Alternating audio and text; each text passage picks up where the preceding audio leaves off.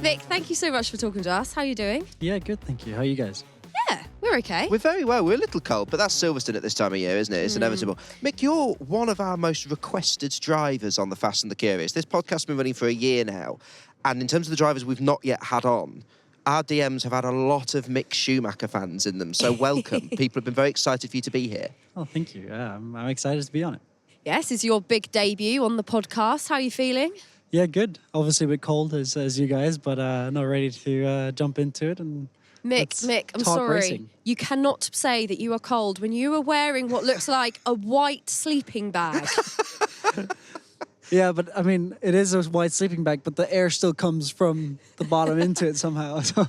Betty's got on her jacket like a dressing gown style rope thing. If you'd like to borrow that, it might clash with the colour, but I'm sure Betty wouldn't mind, would you? I can give you my dressing gown style rope thing if you want it, Mick. No, it's okay. I'll stay with the white down. Keep it in mind. If you change your mind later, we're here. Don't worry, we're here. Right, thank you. Mick, very exciting day. We can hear. Well, tell you what, this is your expert advice. Yeah, what can we hear? What can we hear? The engine of the Formula One car. So it's starting up now, getting warmed up to go out later.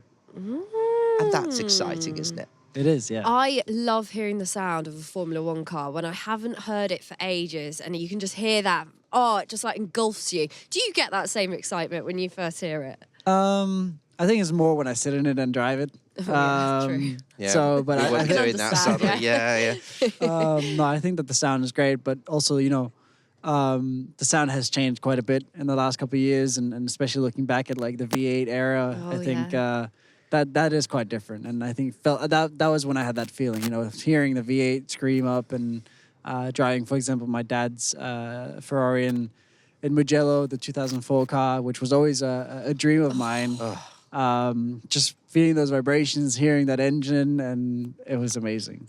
I was in the stands watching your dad race here, and the scream of those engines was unbelievable. That must have been a special thing to have gone and done, and to hear that scream, not just from standing on the side like you'll have done as a kid, but actually being in the car, that must have been a moment and a half. Yeah. I mean, like, you really still hear the engine then. Like, nowadays, the wind is so dominant and the engine's so far behind you that you actually don't hear the engine much. Wow, really? So that was one of the big things for me coming from Formula 2 into Formula 1. I could never hear the engine properly. So I was always struggling a bit with that, but then obviously you get used to it and you just drive with more of the feeling than trying to listen to it. That's so interesting. Yeah. So instead of listening to the engine, you're having to sort of like feel the car more. Yeah, Right. so essentially you're trying to hear the car less and feel the car more, yeah. Oh, did you know that? No, that's a really fascinating insight, because we speak to Formula One drivers on this podcast a lot, but each of them sort of struggles in their own way to bring that understanding of what it's like to drive. That's a lovely little insight as to what it feels like, because you are one of so few human beings on the planet to get that sensation. So any little insight as to what it's like. I suppose there still must be moments as well where you're like, I'm driving a Formula One car. Surely that never goes away or gets old. I mean, it was definitely more last year when, obviously I was on the sidelines. Before, I think I didn't really appreciate the fact that I am one of the 20. Yeah. I would always say, like, it's obviously great, but, it was always kind of like, for me, meant to be. And now I'm in a position where, I'm fighting to go back to that. So, I think I definitely learned a lot more to appreciate it. What does this year then look like for you? What would be your ideal year, do you think? Be successful in WEC. I think that would be good. And then obviously from there, ideally being on my way back into Formula One. I think that's the lifelong dream that I'm still going after. And, obviously there's a lot of things happening in Formula One at the moment, which potentially could open doors for me. What things? Don't know what you're talking about. It's been quiet stories. Mercedes over the winter, I think, hasn't it? I don't think anything's, unless I've missed something, unless I'm very much mistaken. You mentioned WEC then, for those newer to motorsport, World Endurance Championships, which you're going to be racing this year. I mean, firstly, you must be excited to do some racing, because Oscar Piastri is one of our regulars on the podcast. And this time last year, we were speaking to him, and he was so excited to race again, because he's had a year of not racing and doing other motorsport things. He must be excited just to go wheel to wheel again. I am, yeah. And I mean, endurance is going to be something completely new to me. Something that actually I thought that I was going to do it like after my career, maybe when I'm a bit older. But I'm just excited to go racing, have that work ethic again, and like really try and get after it. And you're still embedded in the very heart of Formula One, but you mentioned earlier that you want to get back into a racing, obviously. Do you take any encouragement from the likes of Alex Albon, who found themselves in a test driver role, came back successfully, and what can you do to put yourself in the shop window? I think a lot of our listeners will be really interested to see what you can do to sort of wave the flags and say, listen, I'm here, I want to get back in.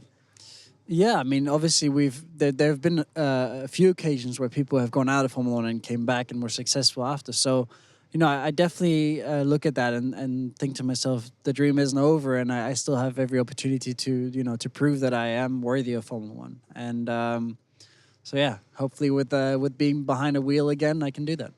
How do you mentally stay positive to just sort of have a little setback? Obviously, you're still so young, but to have that little setback and, you've got to stay mentally positive to be like, right, I can do this. I'm going to get back into Formula One. Yeah, I mean, at the end, I know what I'm capable of doing. I've shown that in junior categories, and hopefully I'll be able to show that also this year in WEC. And then, obviously, that's what it takes also mentally to be in a good position and present yourself in the right way. Well, Mick, it has been a pleasure to have you make your debut on The Fast and the Curious. A huge pleasure. As I say, your fans have demanded it, so hopefully you'll come back on again in the future because, frankly, we'd like to keep the fans off our back, frankly, Mick. It'd be lovely to have actually, you back Christian, someone's joining us. Someone's It's here. the one and only Toto Wolff. He's just... One and only. one and only. What, he's just barged into your interview. What That's have you got to right. say to They him? told me to come in here. I thought I'm interrupting you, but they gave me a microphone and said, just barge in. No, we love it. You're always welcome in our interviews. Welcome back to The Fast and the Curious, Toto. It's lovely to have you back. Unexpectedly, we didn't expect you to come back so quickly. Toto, I'd rather have a cappuccino than you, so they told me I need to do this. Can I ask you to just stand here? Is that all right? That's all right. There we yeah. go, because we've got cameras set up and Oh, everything. okay. So how are you today? cold. The weather that you guys have over here is really incredible. There's no other country which has actually horizontal flying rain. Scotland has also. It really does hit you in the side of the face, doesn't it? So, because where we come from, it generally comes vertical. Here, with the wind, it comes from the side. Yeah. Oh, I didn't know that.